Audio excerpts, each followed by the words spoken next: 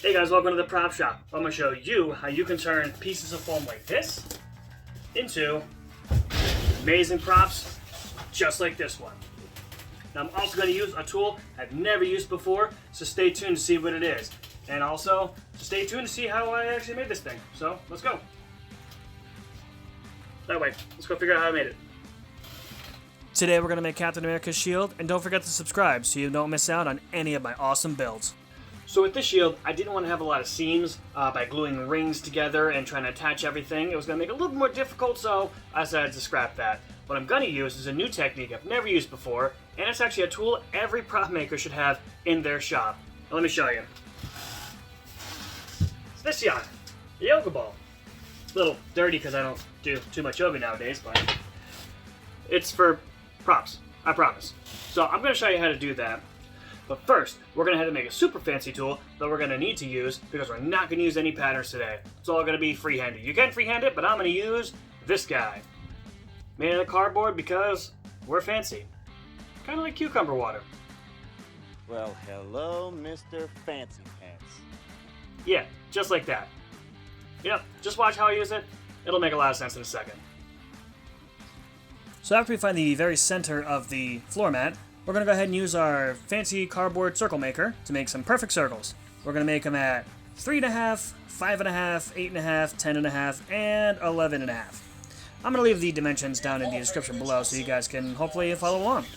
But the 10.5 is actually not going to be used. We're going to cut that out on the second floor mat to kind of glue it to the back side of this one.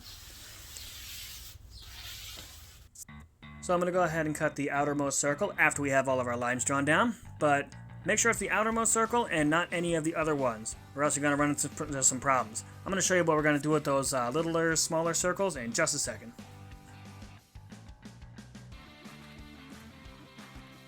So I cut out the outermost circle, and I got the basic shape of our shield. So now what we're going to do is we're going to go ahead and all these subsequent circles, well, the appropriate amount of circles, I kind of went a little circle crazy here. Just remember what you're drawing because I kind of went circle crazy. But we're going to score these lines right here. We're going to take our craft knife and cut it partially down, not all the way through. You don't want to cut all the way through. And then after that, we're going to hit it with a heat gun. And that's going to shrink the foam and actually make all these lines pop out a lot more. So like I just said before, we're going to go ahead and just cut a little bit down into the foam. Some craft knives, you can even set them for the length you want them to be extended. Do a couple millimeters, and that'll kind of be your guide. So let's just cut down a little bit, and after that, we're going to move on to the heat gun. Now when you're using the heat gun, make sure you're just gliding it over. You don't want to actually cook the piece of foam. But you're actually going to see a physical change in the texture of the foam. It's going to be a little bit more shinier, and you'll actually see it totally change right here. Time to show you guys how we're going to use this plastic wrap and this yoga ball to make the dome part of our shield, or make it stay in the dome shape. So what we're going to do is we're going to take our shield, which is nice and flat at this point. The textured side, we're going to place that down on our yoga ball like so. And then after that, we're going to take our plastic wrap and just go nuts. We're going to start taping it all around until the entire thing is covered. So while I work on that, I'm just going to speed this up a little bit so it doesn't take as long as, well, it's going to take a minute. So let me get this done first before we go on to the next step.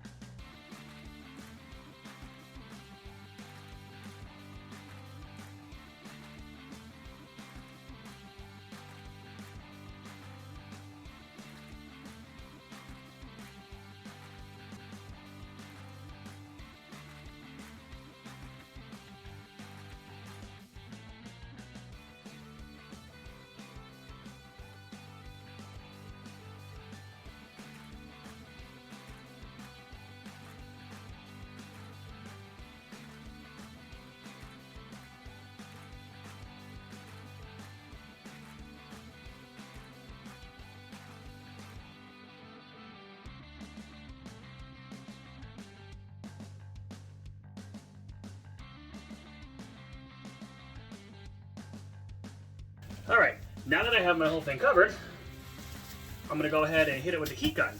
That's going to shrink all this plastic wrap and kind of make it more of a dome shape to it. If it's a little wavy, don't worry about it. That's going to all fix it out in the very end. You'll see how that works out.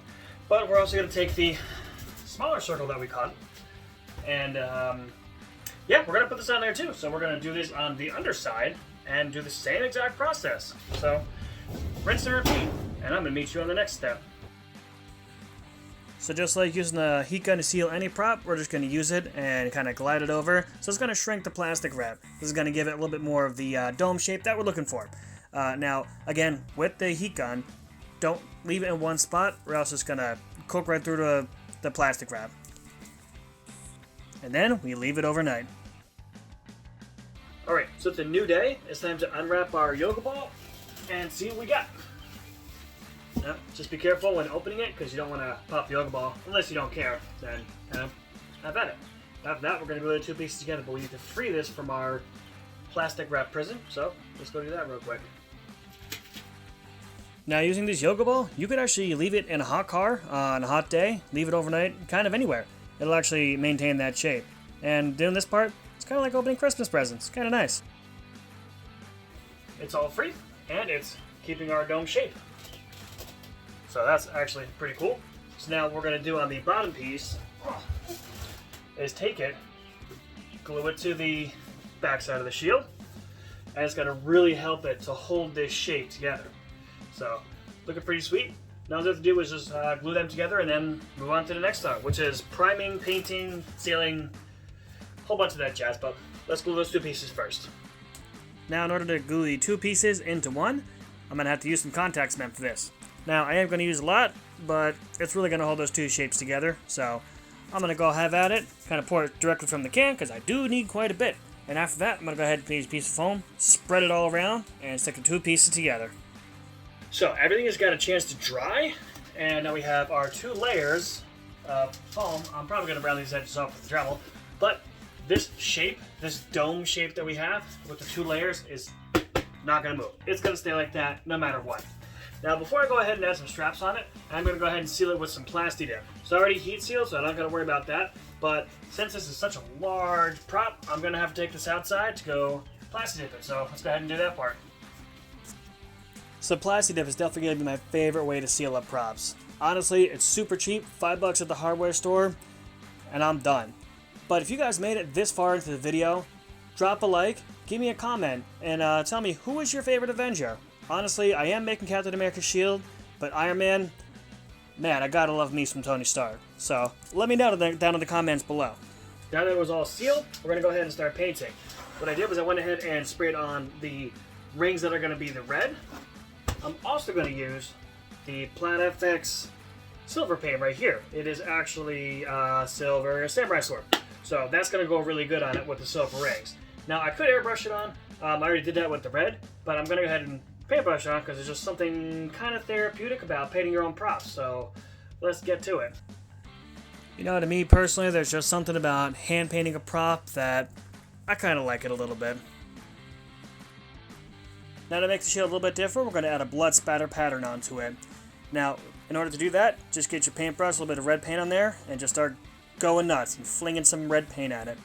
Now, this is going to make it more of a John Walker shield versus a Captain America shield, because it's not as clean as Captain America's, and John Walker's kind of, well, you'll have to watch The Falcon and the Winter Soldier to actually find out why he's got a little bit of blood on the shield.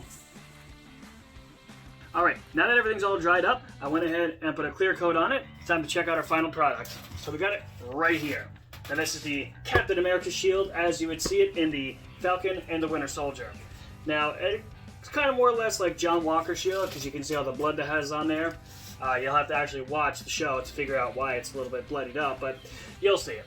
And the best part is, off camera, added straps. Now, you can finish the back of this.